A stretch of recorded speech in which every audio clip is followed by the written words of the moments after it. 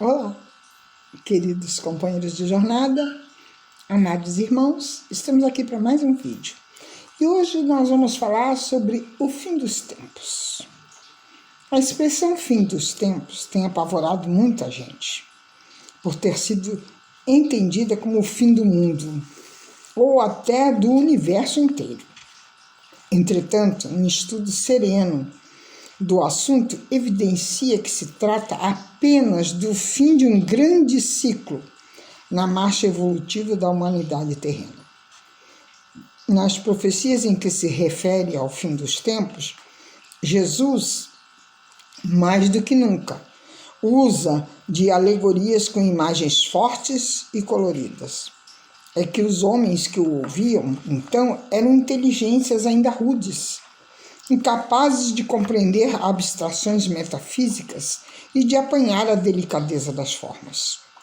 A fim de atingir seus corações, era preciso lhes falar aos olhos com o auxílio dos sinais materiais e aos ouvidos por meio da força da linguagem. Por exemplo, segundo o pensamento dos homens da época, Deus, como ser supremo, só se manifestava por fenômenos extraordinários ou sobrenaturais. E Jesus, como seu filho, não poderia deixar de se apresentar com grande majestade, sobre nuvens, cercado de anjos, ao som das trombetas. Não aceitariam os homens da época a manifestação silenciosa de uma entidade superior, revestida simplesmente da sua elevação moral. Note-se ainda que, anunciando acontecimentos futuros, Jesus às vezes fala aos apóstolos como se eles houvessem de os presenciar. Com efeito, poderão estar reencarnados quando as transformações anunciadas se derem e até colaborarem na sua efetivação. Ora, fala Jesus da sorte próxima de Jerusalém. Toma esse fato por ponto de referência ao que ocorreria no futuro do planeta. Nós vamos então dizer por que o Filho do Homem há de vir na glória de seu Pai com seus anjos e então dará a cada um segundo as suas obras. Digo-vos em verdade que alguns daqueles que aqui se encontram não sofrerão a morte, sem que tenham visto vir o Filho do Homem no seu reino. Está lá em Mateus, no capítulo 16, nos versículos de 24 a 28. Eu sou o Cristo, e vereis um dia o Filho do Homem assentado à direita da majestade de Deus e vindo sobre as nuvens do céu. Está lá no Evangelho de Marcos, no capítulo 14, versículos 60 a 63. Assim, anunciou Jesus o seu retorno futuramente. Tomando a promessa ao pé da letra, seguidores seus esperaram em vão um retorno em carne e logo em seguida o que não aconteceu. Jesus, porém, não disse que voltaria num corpo carnal, mas que viria na glória de seu Pai e sobre as nuvens do céu, símbolos evidentes de uma manifestação espiritual. E espiritualmente, Jesus de fato voltou, pois reapareceu aos seus apóstolos e a muitos discípulos em situação de grande poder e autoridade espiritual. Nesse sentido, muitos dos que o seguiam viram o Filho do Homem ao seu reino, antes de desencarnarem. Ainda hoje há quem espere um retorno de Jesus em carne e para breve. Mas espiritualmente, Jesus já está conosco, velando pela humanidade terrena, para que haja progresso, para que haja evolução. Um dia todos entenderão e aceitarão a sua orientação, amando a Deus sobre todas as coisas e ao próximo como a si mesmo. Até as religiões se unificarão em torno das verdades básicas espirituais. Então haverá finalmente um só rebanho e um só pastor. Os sinais precursores que assinalarão esse fim dos tempos são mencionados lá em Mateus, no Mateus capítulo 24, em Marcos 13 e em Jó, capítulo 16, versículos 20 a 22. Abordaremos então apenas alguns deles. O estudo completo a respeito vai se encontrar lá no capítulo 17 da Gênese, de Allan Kardec. Lembremos desde já que não se trata de destruições definitivas, e sim de grandes transformações, pelas quais, aliás, a humanidade e o planeta Terra já vem passando há algum tempo. E não esqueçamos que a linguagem de Jesus é forte, mas simbólica. Também ouviremos falar de guerra e de rumores de guerra. Tratai de não vos perturbardes, porquanto é preciso que essas coisas se deem, mas ainda não será o fim. Pois ver-se-á o povo levantar-se contra povo e reino contra reino. E haverá pestes, fomes, tremores de terra em diversos lugares. Todas essas coisas serão apenas o começo das dores. Está lá em Mateus, no capítulo 24, nos versículos de 6 a 8. Guerras. O que leva o homem a fazer uma guerra é a predominância da natureza animal sobre a espiritual e a busca de satisfação das suas paixões. À medida que o homem progredir, a guerra se tornará menos frequente, porque ela evitará as suas causas. E assim, quando menos esperarmos a guerra, se fizer necessária, ele saberá adicionar-lhe humanidade. Ao tornar a guerra necessária, o objetivo da providência é de levar o homem a conquistar a liberdade, o progresso, pois as situações dos povos se modificam muito após as guerras. Flagelos destruidores, o que será isso? Muitas das calamidades que assolam o mundo não provém das mãos de Deus, mas da irresponsabilidade e violência do próprio homem. Quanto aos flagelos destruidores naturais e independentes do homem, seu objetivo providencial é fazer a humanidade avançar mais depressa. O homem comum chama acontecimentos funestos de flagelos apenas por causa dos prejuízos que lhe causam.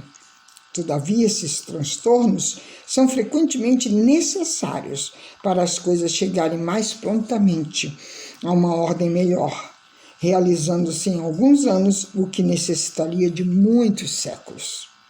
A peste, a fome, as inundações, as intempéries fatais à produção da terra não têm servido para que o homem ache na ciência, nos trabalhos de arte, no aperfeiçoamento da agricultura, nos afolhamentos e nas irrigações, no estudo das condições higiênicas, os meios de neutralizar ou atenuar tantos desastres, que não fará o homem, portanto, pelo seu bem-estar material, quando souber aproveitar todos os recursos da sua inteligência e quando, ao cuidado da sua preservação pessoal, souber aliar o sentimento de uma verdadeira caridade para com os semelhantes. Durante a vida, o homem relaciona tudo ao seu corpo, mas após a morte, pensa de outra maneira. A vida do corpo é quase nada. Um século do nosso mundo é um relâmpago na eternidade. Se pudéssemos nos elevar pelo pensamento de maneira a abranger toda a humanidade numa visão única, esses flagelos tão terríveis não nos pareceriam mais do que tempestades passageiras no destino do mundo. Logo depois desses dias de aflição, o sol se obscurecerá e a lua deixará de dar sua luz. As estrelas cairão do céu e as potestades dos céus serão abalados. Está lá no Evangelho de Mateus, no capítulo 24, no versículo 29. Como realidade física, tais fatos não se poderão dar, pois a ordem universal não se altera. Simbolizam possivelmente os valores e as situações da vida terrena que estamos habituados a considerar como imutáveis, mas que, entretanto, sofrerão grandes modificações. Impérios que desmoronam, pessoas poderosas que desencarnam ou perdem o domínio que exerciam, situações sociais novas que vão surgindo. Então o sinal do Filho do Homem aparecerá no céu e todos os povos da terra estarão em prantos e em gemidos e verão o Filho do Homem vindo sobre as nuvens do céu com uma grande majestade. Ele enviará seus anjos que farão ouvir a voz retumbante das suas trombetas e que reunirão seus efeitos dos 4 cantos do mundo, de uma extremidade à outra do céu. Está lá no Mateus, no capítulo 24, nos versículos 30 e 31. Essa imagem ela pode ser analisada como a do juízo final, que está em Mateus, no capítulo 25, versículo 31 a 46. Ora, quando o Filho do Homem vier em sua majestade, acompanhado de todos os anjos, assentar-se ao trono da sua glória, e reunidas à sua frente todas as nações, ele separará uns dos outros, como um pastor separa dos bodes as ovelhas, e colocará à sua direita as ovelhas e à sua esquerda os bodes.